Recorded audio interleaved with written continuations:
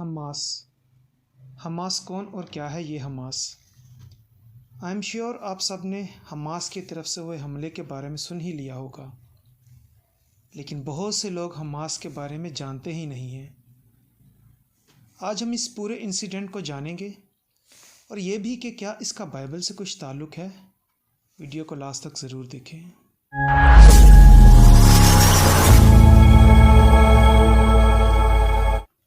Hamas official طور پر ایک terrorist Islamic ریسسٹنٹ movement ہے جس کا مقصد صرف اور صرف اسرائیل کو دنیا کے نقشے پر سے ختم کرنا ہے۔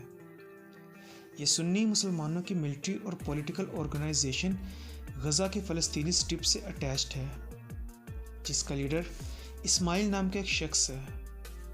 حماس کی 1987 میں بنیاد رکھی گئی اور اس کے فاؤنڈرز میں سے کچھ نام ہیں: احمد یاسین، عبدالعزیز الرنتیسی اور حسن یوسف۔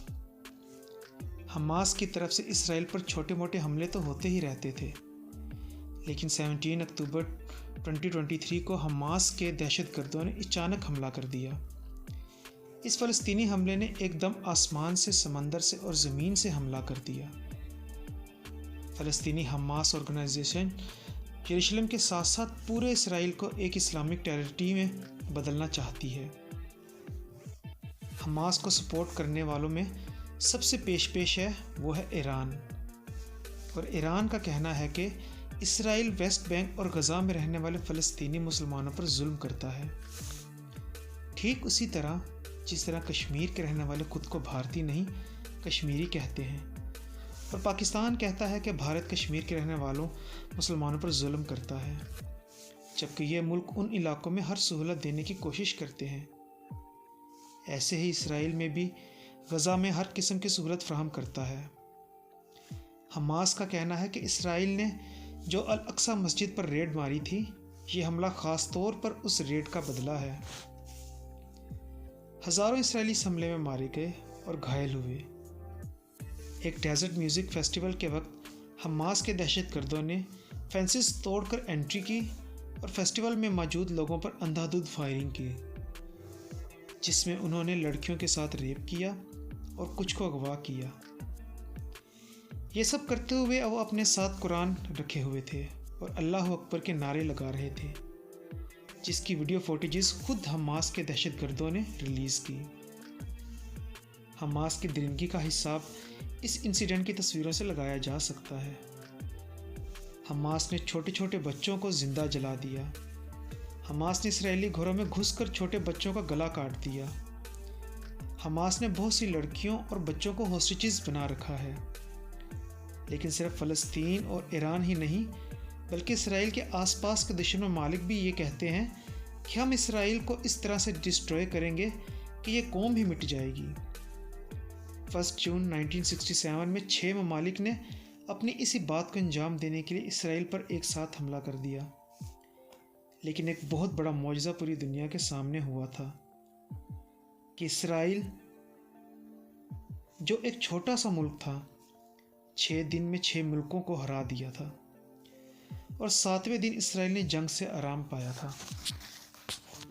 ٹھیک اسی طرح جیسے بائبل میں خدا نے 6 دن میں کام کرنے کے بعد 7ویں دن آرام کیا۔ خروج کی کتاب 31 چیپٹر اور 17 ورس: میرے اور بنی اسرائیل کے درمیان یہ ہمیشہ کے لیے ایک نشان رہے گا، اس لیے کہ 6 دن میں خداوند نے آسمان اور زمین کو پیدا کیا اور 7ویں دن آرام کر کے تازہ دم ہوا۔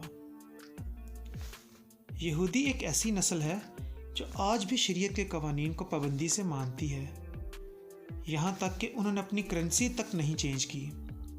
آج بھی ان کی کرنسی کا نام شکیل ہے، جو ابراہیم کے وقت میں بھی تھی۔ 7واں دن یعنی سبت کا دن اسرائیلی کٹر طریقے سے مانتے ہیں، کیونکہ بہت دفعہ شریعت اور نئے عہد نامے میں اس پر بہت زور دیا گیا ہے۔ 7ویں دن کچھ بھی نہ کرو گے۔ خدا باپ نے 6 دن میں جنگ میں ان کی مدد کی اور 7ویں دن کو آرام مہیا کیا۔ خروج چیپٹر 23 ورس 12: 6 دن تک تم اپنا کام کاج کرنا اور 7ویں دن آرام کرنا، ताकि तेरे बैल और गधे को आराम मिले और तेरी लौंडी का बेटा और परदेसी ताज़ा दम हो जाएं। ये जो आसपास के मुल्क जो इसराइल को मिटाने की कोशिश करते हैं, उनके बारे में भी ज़बूर 83 और वर्स 4 उन्होंने कहा, आओ हम इनको काट डालें कि इनकी कौम ही ना रहे और इसराइल के नाम का फिर जिक्र ना हो। अगर हम ये पूरा ज़बूर पढ़ें तो कौमों के नाम ले लेकर तफसील से लिखा गया है। इसराइल की औरतों और बच्चों को हमास ने होस्टेजेस बना लिया, तो फिर इसराइल कैसे बर्दाश्त करता। इसराइल ने पूरे गज़ा को आग लगा दी, जैसे कचरे के ढेर को आग लगा दी जाती है, वैसे ही गज़ा में हर तरफ इसराइल ने आग ही आग लगा दी।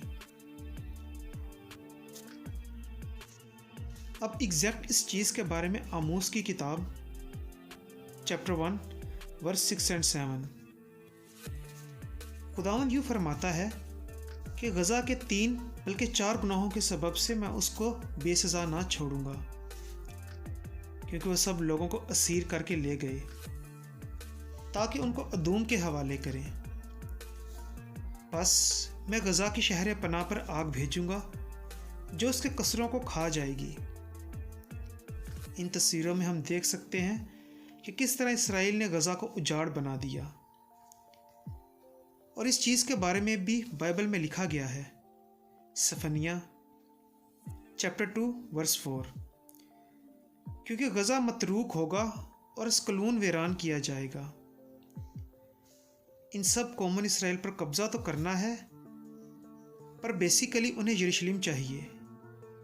लेकिन यरूशलेम इसराइल और मसीहियों का एक ख़ास पॉइंट है, और मुसलमान भी यरूशलेम के बारे में यही क्लेम करते हैं, क्योंकि इन ममालिक को यरूशलेम ही चाहिए। लेकिन पाक कलाम में लिखा है, ज़करिया चैप्टर 12 वर्स 3, और मैं उस रोज़ यरूशलेम को सब कौमों के लिए एक भारी पत्थर बना दूंगा, और जो उसे उठाएंगे सब घायल होंगे, और दुनिया की सब कौमें उसके मुकाबिल जमा होंगी। उसको उठाना यानी अपने कब्ज़े में लेना, जी नहीं, ऐसा तो हो ही नहीं सकता। इंसानी हिस्ट्री में ऐसा कभी नहीं हुआ कि एक मुल्क मुकम्मल तबाह हो गया हो और फिर से उठ खड़ा हो गया हो। ऐसा सिर्फ और सिर्फ इसराइल कौम ने ही कर दिखाया है, जिसके बारे में खुदा ने पहले ही बता दिया था। यिर्मयाह की किताब चैप्टर 29 वर्स 14 और मैं तुमको मिल जाऊंगा, खुदावंद फरमाता है, और मैं तुम्हारी असीरी को मौकूफ़ कराऊंगा, और मैं तुमको उन सब कौमों से और सब जगहों से जिनमें मैंने तुमको हाँक दिया है जमा कराऊंगा, खुदावंद फरमाता है, और मैं तुमको उस जगह में जहाँ से मैंने तुमको असीर करवा कर भेजा वापस लाऊंगा। इसराइल मुल्क पूरी तरह से ख़त्म हो गया था और इसके लोग पूरी दुनिया में तिनकों की तरह बिखर गए थे। लेकिन 1 मई 1948 को पूरी दुनिया से इसराइली खुदा के कलाम के मुताबिक इकट्ठा हुए और उन्होंने इसराइल मुल्क को फिर से आबाद किया। ये एक बहुत बड़ा मौजज़ा था। सो इसराइल को ख़त्म करना तो नामुमकिन है, क्योंकि उसकी ढाल खुद यहोवा पाक खुदा है। मीका नबी की किताब चैप्टर 7 वर्स 8 ऐ मेरे दुश्मन, मुझ पर शादमान ना हो, क्योंकि जब मैं गिरूंगा तो उठ खड़ा होऊंगा, जब अंधेरे में बैठूंगा तो खुदावंद मेरा नूर होगा।